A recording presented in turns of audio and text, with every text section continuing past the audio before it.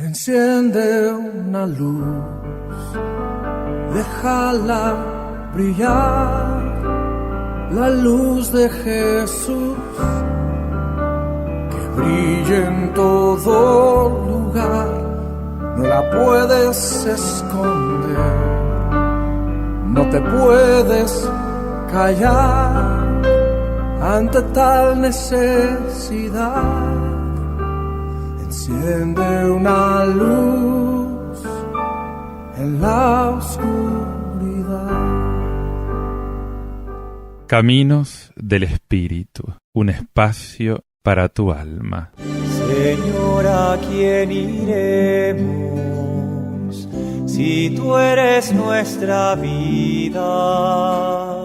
Señor, ¿a quién iremos si tú eres nuestro amor? Si tú eres nuestro amor. Paz y bien, te habla Fray Alejandro, una vez más contigo en este remanso de espiritualidad que el Señor nos regala para entrar en el misterio de su palabra. Quiero presentarte hoy el tema de la oración y el combate espiritual, la batalla espiritual a la que estamos llamados desde que nos hemos encontrado con el Señor. Toda oración debería ser espiritual.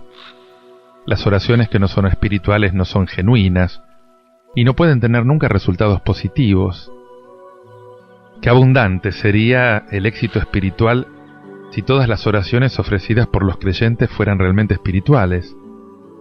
Pero aunque sea triste decirlo, existen las oraciones carnales, que son mucho más numerosas. Nuestra propia voluntad las priva de su fruto espiritual.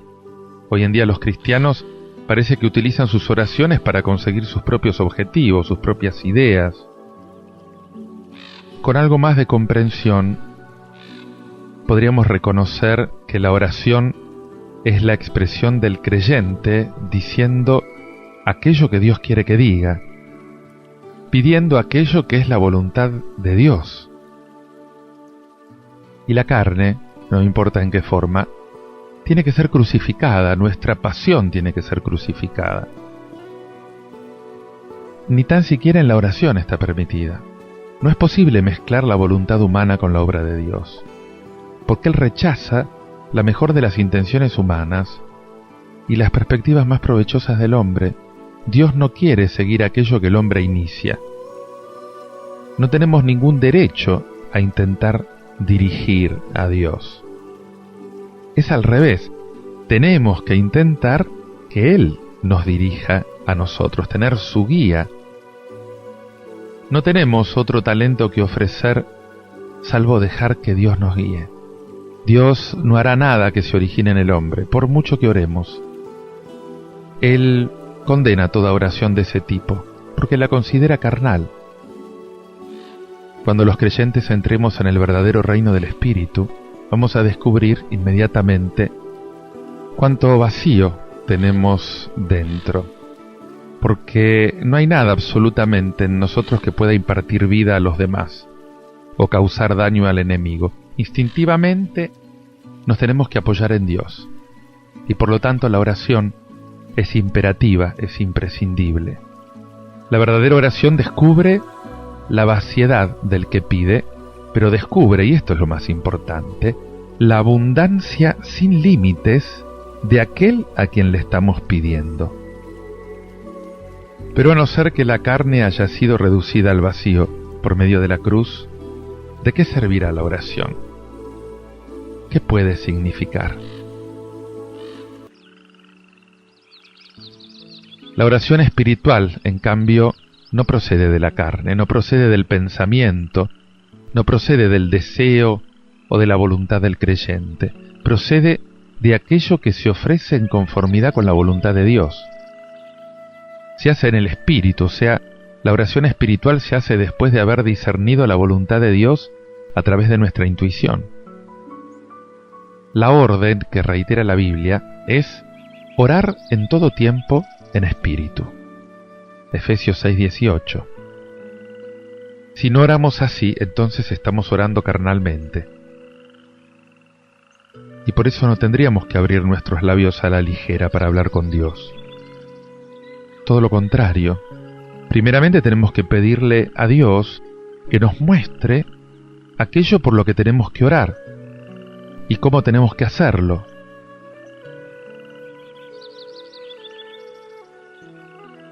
¿No hemos perdido ya mucho tiempo en el pasado pidiéndole aquello que queríamos?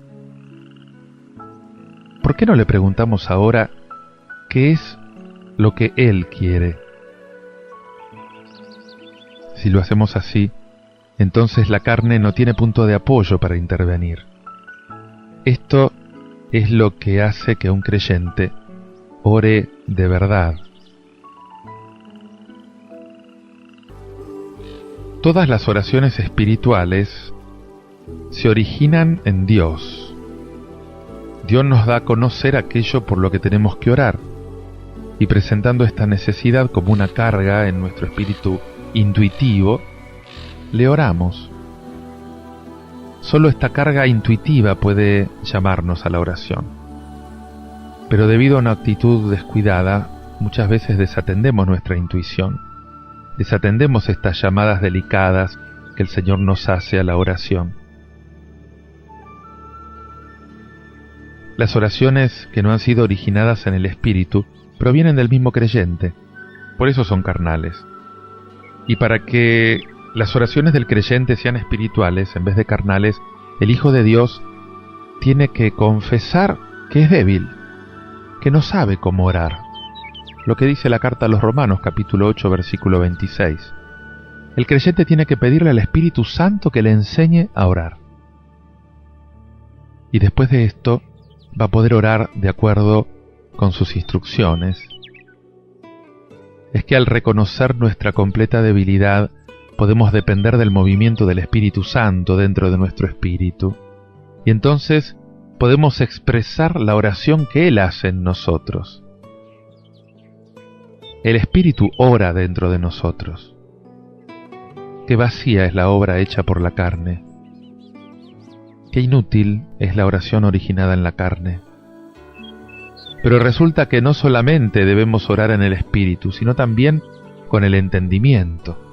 Dice la 1 Corintios 14:15. Al orar, los dos tienen que actuar juntos. Un creyente descubre en el Espíritu aquello por lo cual tiene que orar, y con la mente entiende aquello que descubrió. Y el Espíritu acepta esta carga de la oración, mientras que el entendimiento formula la expresión en la que vamos a materializar la oración, componemos la oración. ¿Con qué frecuencia el cristiano ora de acuerdo con el pensamiento de su mente sin poseer ninguna revelación en su espíritu? Él mismo es el origen de la oración. Pero la verdadera oración se origina en el trono de Dios. Primeramente es sentida en el espíritu de la persona, y después es entendida en la mente, y finalmente es expresada a través del poder del Espíritu Santo. Por eso el espíritu humano y la oración son inseparables. Y para ser capaz de orar con el Espíritu, el cristiano tiene que aprender primero a andar según el Espíritu, porque nadie puede orar con su espíritu si durante todo el día anda según la carne. El estado de nuestra vida de oración no puede estar muy desconectado de nuestra vida cotidiana. La calidad de la oración de un hombre está determinada por su calidad de vida. ¿Cómo va a poder entonces un carnal orar espiritualmente? Una persona espiritual puede que no ore espiritualmente tampoco, porque si no es vigilante también va a caer en lo carnal. Sin embargo, si el hombre espiritual ora frecuentemente en el espíritu, su oración lo va a mantener en constante contacto con Dios. Y entonces nos demuestra esto que la negligencia en la oración va marchitando el hombre interior. Nada puede sustituir a la oración, ni siquiera el mismo trabajo cristiano. Muchos se encuentran tan ocupados con el trabajo que no encuentran tiempo para la oración. Y es por eso que no pueden echar de sus vidas al mal. Y finalmente la oración nos capacita para vencer al enemigo en nuestro interior. Y nos capacita para enfrentarnos con él en lo exterior. Todos los que han luchado contra el enemigo puestos de rodillas, al ponerse en pie, lo van a ver marchar derrotado. Pero el hombre espiritual se fortalece a través de la oración. Porque si un creyente ora, y ora frecuentemente con su espíritu, su eficiencia espiritual va a ser incrementada. Va a desarrollar una sensibilidad aguda para con los asuntos espirituales. Va a ser rescatado de toda insensibilidad espiritual. La necesidad común del cristiano espiritual es aprender por medio de la revelación de Dios a su espíritu a percibir el ataque del enemigo, justamente para ponerlo en evidencia por medio de la oración y combatirlo. Tendría que reconocer cualquier movimiento de su espíritu, de modo que al instante pueda realizar aquello que Dios quiere que haga. La oración es trabajo, y las experiencias de los hijos de Dios nos demuestran que la oración consigue mayores resultados que cualquier otro tipo de obra espiritual. Pero la oración es también combate, porque es una de las armas principales en la lucha contra el enemigo, lo dice Efesios 6:18. Pero acordate que solamente la oración espiritual es auténticamente efectiva. Orar en el espíritu es lo más efectivo y lo más productivo en el momento de atacar al enemigo y de resistir sus artimañas. Puede destruir y puede edificar. Destruye todo lo que proviene del pecado y de Satanás, y edifica todo aquello que proviene de Dios. Y por esto la oración es uno de los instrumentos más significativos en la obra espiritual y en el combate espiritual. Si un creyente falla en la oración, no te olvides, falla en todo. Sabes que en medio de la tormenta y del combate, el mejor refugio que tenés es el mismo Señor. Medítalo con este canto de Danilo Montero, Dulce Refugio. Hay unos brazos de amor que en esta noche están abiertos para ti.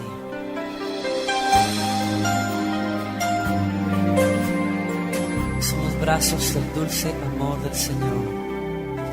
Dulce refugio en la tormenta, es Jesucristo el Salvador. Él me alienta y alimenta con su palabra y su amor.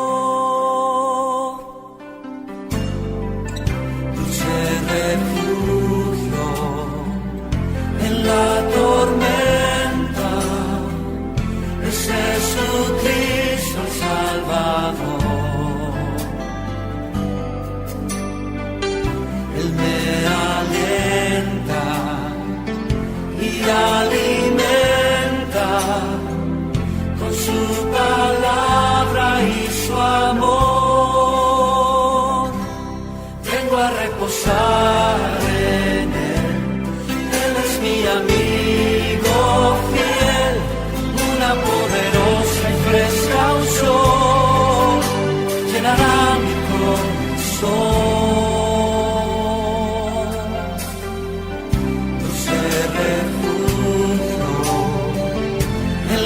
Tormenta, es Jesucristo el Salvador.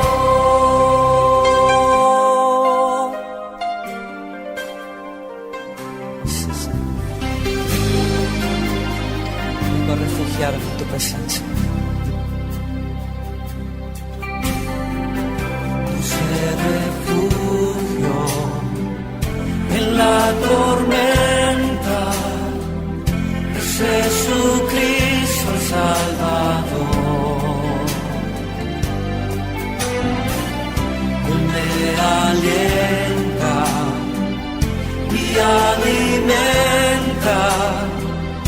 con su palabra y su amor. Vengo a reposar en él. Él es mi amigo fiel, una poderosa y fresca unción llenará mi corazón. Puse refugio en la tormenta, es Jesucristo el Salvador.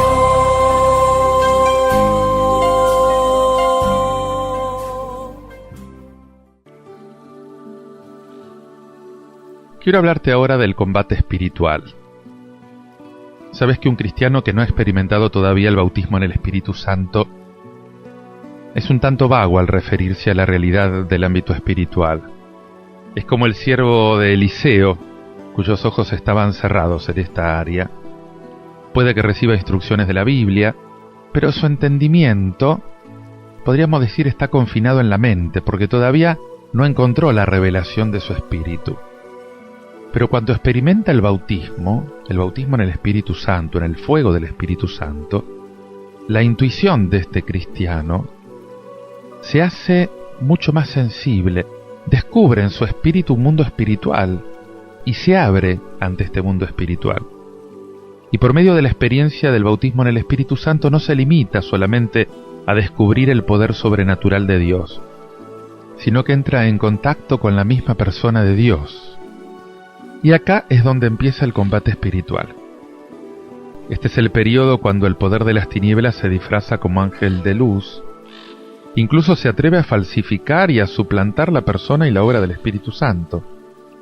Este es el momento en el que también la intuición se da cuenta de la existencia de un terreno espiritual y de la realidad de Satanás y de sus espíritus malignos. Los apóstoles fueron instruidos en las Sagradas Escrituras por Jesús, especialmente después del Calvario, pero solamente se dieron cuenta de la verdadera existencia de un reino espiritual después de Pentecostés.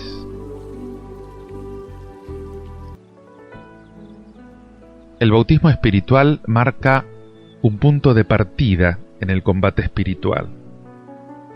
Una vez que el creyente estableció contacto con la persona de Dios por medio del bautismo en el Espíritu Santo, su espíritu es liberado.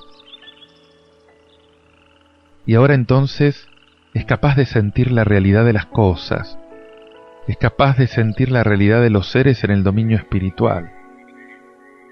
Y con este conocimiento, y recordad que el conocimiento de un hombre espiritual no llega por completo, de pronto, de repente.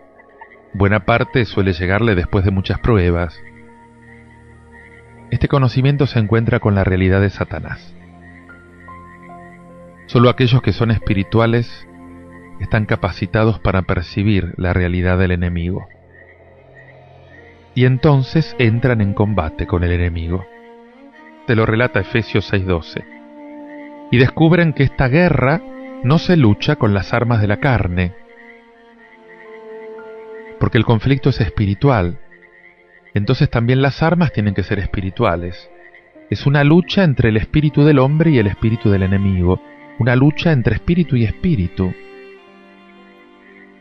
Y antes de llegar a esta coyuntura en su trayectoria espiritual, el Hijo de Dios no entiende y no puede tomar parte en la batalla de los espíritus. Solo después que el hombre interior fue fortalecido por el Espíritu Santo, empieza a saber el modo en que tiene que luchar contra el adversario en el espíritu. A medida que progresa espiritualmente, empieza a descubrir la realidad de Satanás, el reino de Satanás, y entonces es cuando les da a conocer la manera en que tiene que resistir y en que tiene que combatir al enemigo con su espíritu. Y a menos que los creyentes reconozcan su propia debilidad, o sea, lo incompetentes que son en sí mismos para enfrentarse con lo sobrenatural, van a ser engañados.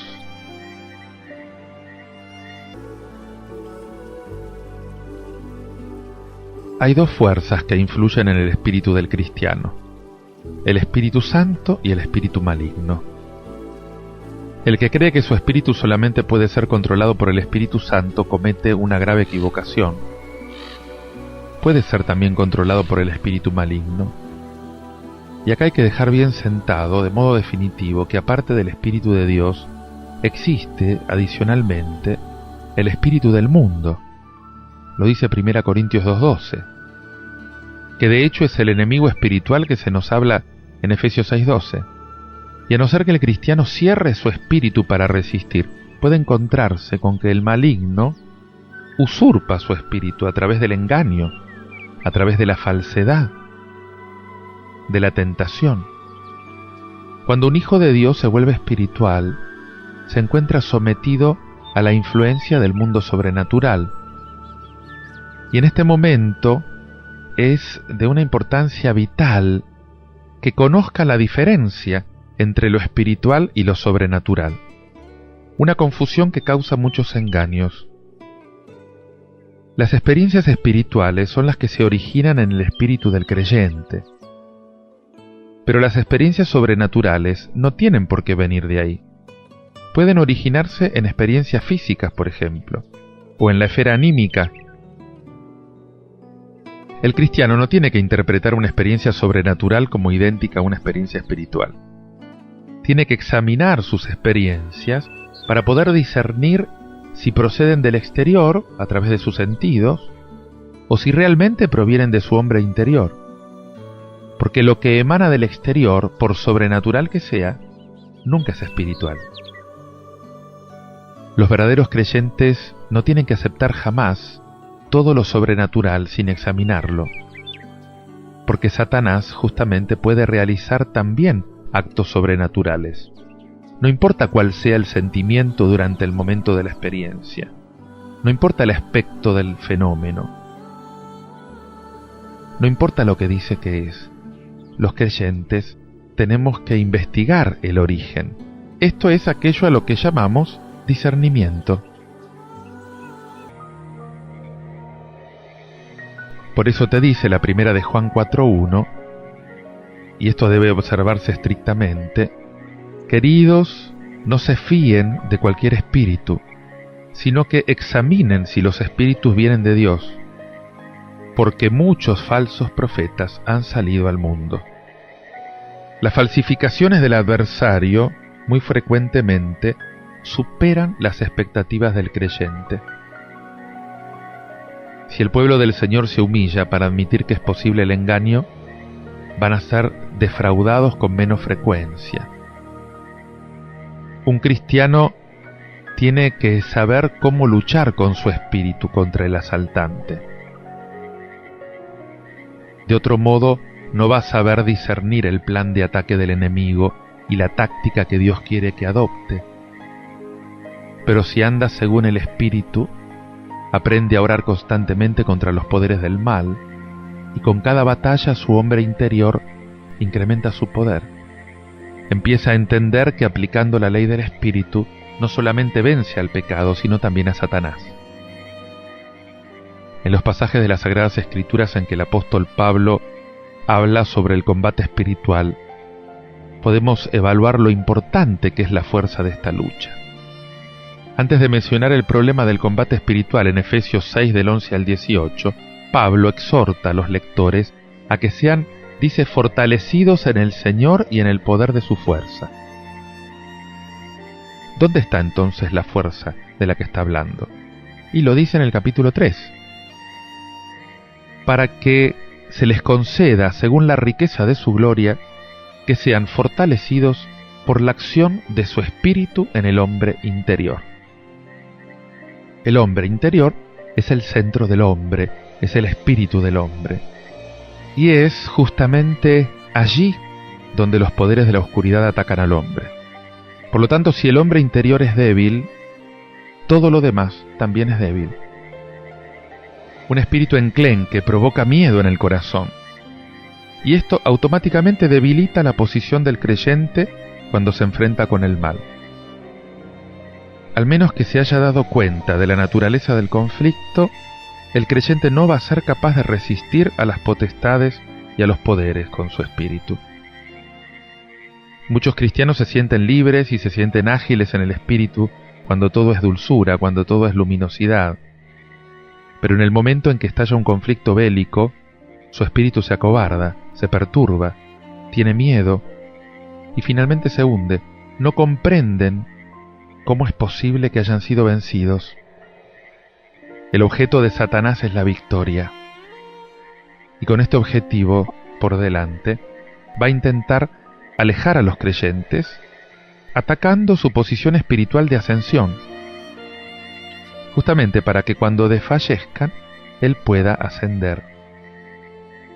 Por eso la posición es un factor elemental en la batalla. Cuando el espíritu de un santo se tambalea, pierde su posición celestial.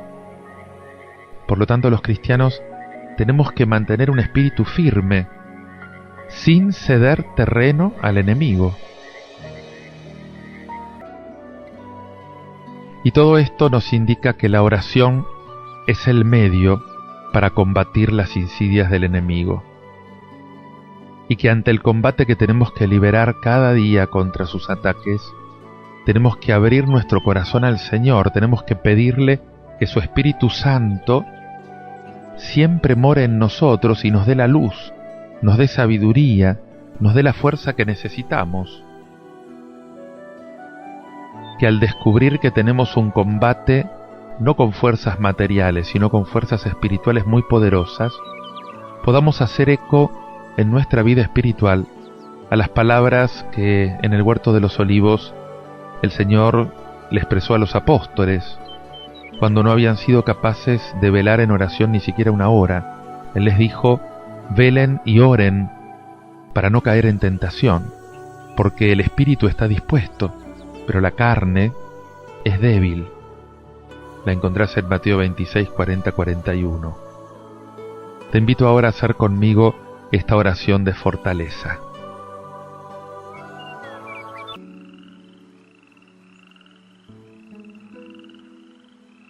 Señor, en este momento me encuentro débil, sin fuerzas. De un tiempo a otro la fortaleza de mi fe ha disminuido. Señor, tú me creaste para producir frutos. Me creaste para hacer buenas obras. Me creaste para crecer en gracia y en el conocimiento de Cristo. Me creaste para llevar una vida digna y que sea de tu agrado, pero te fallé.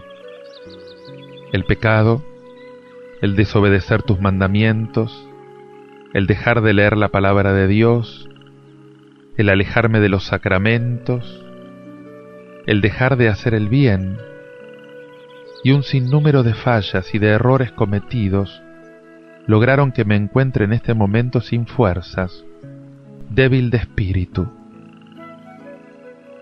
Y por las noches me pregunto, ¿dónde quedó el que decía: todo lo puedo en aquel que me conforta? Por el contrario, ahora con mi forma de vida, digo: todo lo puedo en la bebida, todo lo puedo en el placer, todo lo puedo con el dinero, todo lo puedo con la fama, todo lo puedo con el poder. Y proceder de esta manera me llevó a vivir en fortalezas aparentes, falsas, en buscar fuerza lejos de ti, Señor. Ha hecho de mi vida un castillo de arena, un castillo que se viene abajo una y otra vez. Aunque me esfuerzo en construir nuevamente mi castillo de arena, se vuelve a venir abajo, simplemente porque dejé de construir mi vida sobre la roca firme. Dejé de cimentar mi alma sobre ti, Señor. Dios Padre Todopoderoso, hoy quiero pedirte y clamarte, suplicarte, implorarte que me ayudes. Necesito renovar mis fuerzas. Necesito fortalecer mi vida espiritual. Tu palabra me promete: pidan y se les dará. Tu palabra dice: busquen y encontrarán. En este momento estoy buscando fuerzas para seguir adelante. Por medio de esta plegaria te pido fortaleza para poder vencer todos los obstáculos. Necesito fortaleza para enfrentar las pruebas y los problemas que llegan a mi vida. Necesito valentía para vencer el miedo. Señor, dame fuerzas para poder salir airoso en la tentación. Necesito fortaleza para pelear, para vencer el combate espiritual. Después de esta plegaria, espero en ti, Señor. Confío en ti. Vuelvo a proclamar con emoción y alegría: todo lo puedo en Cristo que me fortalece. Todo lo puedo en aquel que me conforta. Si tú estás conmigo, Señor, ¿quién podrá vencerme? Amén. Te invito ahora a meditar y hacer oración todo esto, escuchando este tema musical de Jorge Lozano, Con mis manos hacia el cielo. Vamos a levantar un momento nuestras manos al cielo. Cada vez que las levantamos, nos ponemos en la posición más vulnerable que hay y nos rendimos al Señor.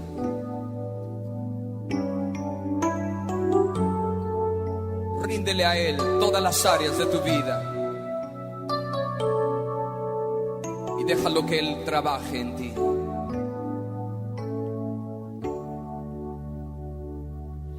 Con mis manos hacia el cielo y sin contiendas en mi corazón, de rodillas me rindo a ti, Señor, y deseo hacer tu voluntad. Con mis manos hacia el cielo y sin contiendas en mi corazón, de rodillas me rindo a ti, Señor, y deseo hacer tu voluntad.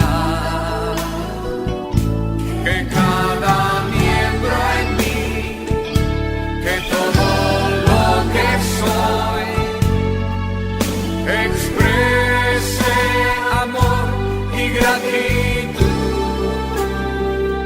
porque el deseo de mi corazón es amarte y darte adoración.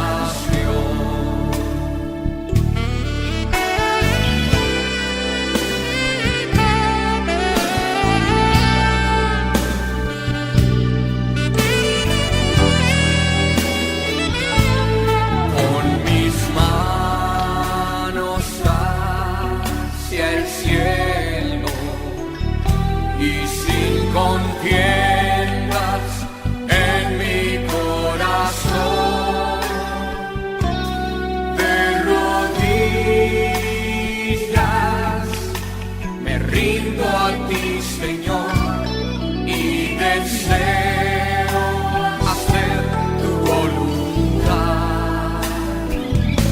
Que cada miembro en mí, que todo lo que soy, exprese amor y gratitud,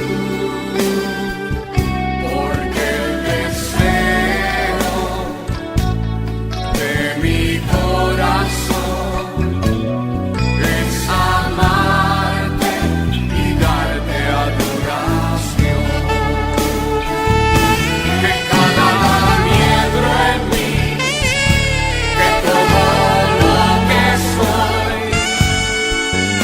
exprese amor y gratitud, porque el deseo de mi corazón y da